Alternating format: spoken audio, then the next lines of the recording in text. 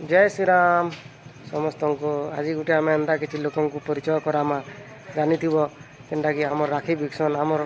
गाँ के आसिक बहुत पुराना राखी वाला जे कि आमर गाँव में अति चिन्हा परिचय ताको आज आम देखामा जेनटा कि आपण मैंने देखुले तो चलुन ताकर सहित आम कथा हेमा जेनटा कि देखी पारुथिबे जेनटा राखी बिकी आनसन जेनटा आमर गाँव में बहुत से माने फेमस आ गोला गोली गोली आ पड़ा पड़ा सबको चिन्हन से लोक तांकर ने बहुत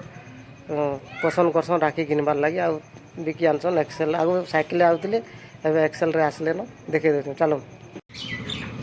तो इटा राखी बिकी आनज तो केते बरस हलान राखी इटा व्यापार करूज 35-40 बरस हलान आमर पड़ारे आमर इनको जेन आस केनता तमने तुमको राखी रो केनता पसंद करसन आर तुमको इन भल पासन लोग बहुत सारा नहीं है घरे घरे पूरे पूरा समस्ते चिन्हन जानिजन नहीं है माने राखी व्यापार केते 35 बरस हो गलान तो देखी पार राखी व्यापारी माने आज्ञा 35 बरस कर लेन आमर पड़ा गया सन तो आर काना कहबे कोन पोजुतिया भाजुतिया भी सब आनस बिकी नहीं है